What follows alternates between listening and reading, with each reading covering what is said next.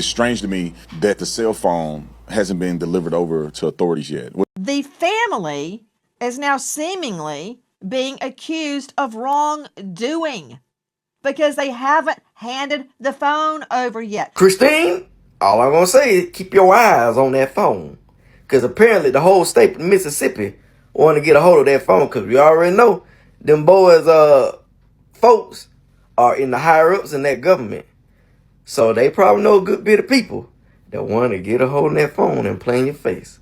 So if everybody cool, I keep my eyes on it. Or got some real people you can trust to keep your eyes on that phone. Because if they all want a hold of it, it's apparently there's still something on that phone that's still going to open this wide open to have a smoking gun. And that's what's going to give it up even more. The jig's already up, but it's going to be more oil in the fire. You just watch. The phone in the Nolan Wells case. I have a message directly to DA Angel Myers McGrath from a former prosecutor who did the same job you did, 30 years criminal trial experience, certified criminal trial lawyer, former head county prosecutor. Please listen carefully. This phone issue is getting out of hand. Nobody knows what to believe because you keep refusing, as I've said previously, to do proper public relations. Now, supposedly, there's a letter out there that says you agreed in July to have the phone examined with the experts from the family at a specific location and in a specific way, and that they are ready, willing, and able, and gave 4 dates this week where they would be willing to surrender that phone for examination.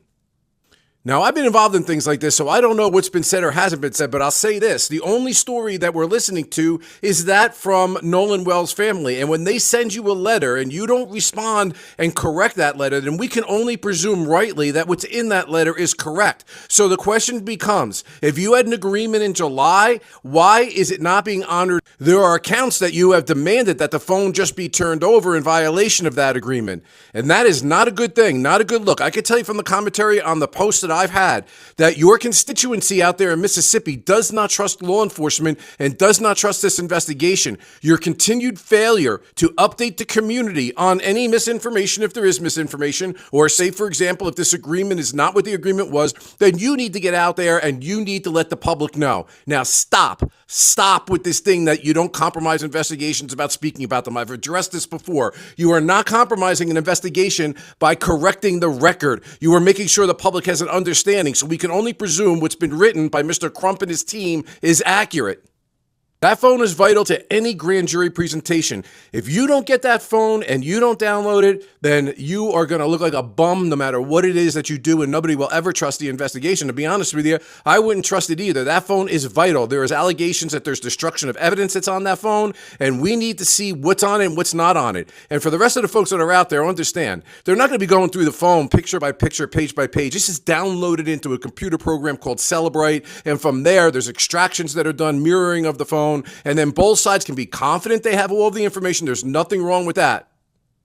Now, DA, I can hear you say, well, we're going to be setting a precedent that everybody thinks that they have a right to have their people there when they examine the phone. Well, you know what? I don't know, and I don't care. If you agree to that in this particular situation, we'll look at it like a one-off, but the community, me, everyone out there, and certainly the victim's family need to know it's been done in the right way. So get off your ass and get that phone examined one way or the other. The reason the friends of Nolan Wells had his phone is because Nolan left it on the boat.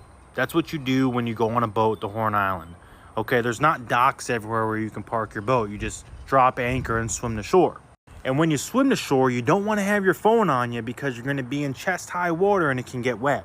Also, everyone on Horn Island said it was not service, so it's just like holding a brick anyway. That's why he didn't have his phone. Lock in, we got to lock in. So wait a damn minute. Mississippi. We have seen this playbook, baby. We have been following you up like the Kardashians at this point. You are more critical, Mississippi, than Donald J. Trump. I will tell you this for free. So you want to tell me Mississippi wants to force Nolan Wells' mother to give her son's phone? The DA. Wait a damn minute. In the beginning, Madame Christine Walmsley had no problem. Matter of fact, she called law enforcement. You know who was not interested? Law enforcement was not. Mississippi had no interest at all. Mississippi didn't care. Mississippi showed us that it was unnecessary. Mississippi literally showed Nolan Wells' family that there was no need for us to even look at his phone. But you see, she went from literally asking these people to assess what she had, and they refused, and now they want to force her? Oh, Mississippi. Oh, Mississippi. Y'all let me know what you think in the comment section. But baby, listen. I saw this, I said, wait a damn minute. First of all, when I saw the white man talk about it, I was like, there's too much English here. I don't get it. And then I found black people that were talking about it, getting the tea. And then I was like, this BS don't make sense at all. Something is fishy and it is smelling very bad. Now, I see a lot of people, most especially these people that are asking in the comment section that, yeah, black people like to complain. Mississippi is just doing its job. Why wouldn't she want to give away the phone so that they can investigate? Why would she give away the phone that she wanted to give them in the beginning, but they showed her no interest in checking? Did they examine the bots? Oh, Mississippi showed their side in the very beginning that they did not want to care about the boat that the boys were on and Nolan. No one cared about that. Them boys, ain't nobody gone and checked their houses, their bedrooms, their cell phones. Why are they now interested in checking Nolan Wells's? As a matter of fact, why would they want to check Nolan Wells's phone when Mississippi itself, it has not given us the results. The results of the autopsy that Mississippi did, the chief medical examiner officer, the results that she got of the autopsy, she's busy giving away bits and bits to TMZ and these lawyers that are lawyering up with the boys. The public has not heard anything about that autopsy apart from knowing that they are done, but we don't know what's in there. So if Mississippi is giving away information that is even supposed to be public knowledge, why would she give away her son's phone? And now they are interested. Oh, do you guys have Warren's phone, Bert's phone, the girl's phone? Everybody, that was on that board, because Warren he said 5 to 7 people. Do you have their phones? Have they checked anything? And this is what black people keep on telling you. You care so much about pushing a narrative of these boys are innocent, these boys are innocent, these boys are innocent. That's the narrative. It's a pity party for these boys.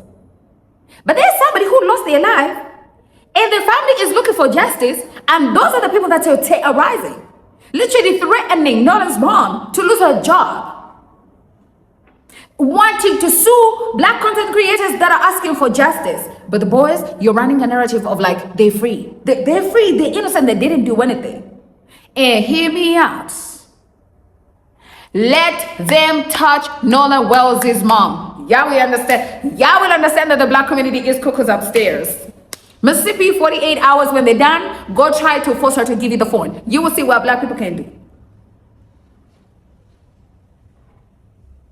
So in 2 days, Nolan Wells would have been 19 years old. And now the family is being accused of wrongdoing because they haven't turned over the cell phone? The family is now seemingly being accused of wrongdoing because they haven't handed the phone over. July 15th, the attorney for the parents of Nolan met and said, yes, we want to give over the phone, but we want someone in the middle here, someone from the outside, an expert to analyze the phone. It appeared everyone agreed. Then all of a sudden they get a letter saying, we want the phone and you have 24 hours to send it over. The DA sent that. And the parents were out of town and said, wait, we don't have the time to do that. Hence the narrative that they're not cooperating. Now they say, Nolan's parents, look, we have our experts on standby. This week, pick it. Now, I don't see anything wrong with them wanting to hand over the phone when everybody can get the same results from it at the same time. Because, I mean, look what happened to his autopsy. And again, this is a family that's only trying to seek justice. It's not like they out there trying to get some money in return. The autopsy was inconclusive because the state didn't send all his remains. What you think might happen if they give up their phone and they're not there? It's strange to me that the cell phone hasn't been delivered over to authorities yet. What do you have to say to that, Tyler? Well, I think it's strange too. We were all told by Ben Crump from the steps of the courthouse in a public address, I think that was on July 11th, after he met with DA Angel Myers, that they were going to cooperate and give the phone over. I don't understand why just now, I guess last night, it came out that they haven't. And so I don't understand why they haven't gave the phone over when our clients, Morgan, Jackson, Warren, have fully cooperated with investigators. I don't understand why we have to do phone dumps or people feel like we need to do phone dumps and phone extractions and give the Life 360 and the Snapchat information and GPS information. We've done all that, planning on doing as much more as anything they asked us to, but I don't understand why they haven't cooperated giving in Nolan's phone yet. I'm at a loss for words with that one. Stop, guys. I'm from eating sweets. Well, and on that note, ladies and gentlemen, if you're new to my channel, hi, welcome. My name is Natskunda Esther. If you like my content, please consider subscribing, like, comment, and share. And let me know what you think in the comment section about these BS games that Mississippi be playing every single day. Anyway, I had a YouTube channel. It is so funny saying it, guys. It is so funny. It's not funny, but you know what? If I don't laugh, I will just might as well cry. But we're not about to cry, you know, because we need to move forward. Just lost the channel. Imagine, just a few days ago. And yeah, your girl is broke. She got nothing. Back to square one, zero. Now, I need you guys to help me out, monetize this channel quickly, or I'm gonna be homeless. I'm gonna lose this house. I won't be able to even buy water. So I'm gonna need you guys to do me a favor. Yeah, just play this video until the end. Go look around, sleep, watch, whatever else, but leave this video playing so I can get more watch time and monetize this channel earlier so I can get back on my feed. And to those people that are coming from my old channel, hi guys. This is our new home. What to do, you know? Yeah, I can't cry forever. But we're just praying to God that we monetize this channel very quickly so I don't go back to the streets. Because this is like the last thing that I had. This is my only bread and butter. So anyway, yeah, Mississippi, ain't no way. Ain't no effing way. Life.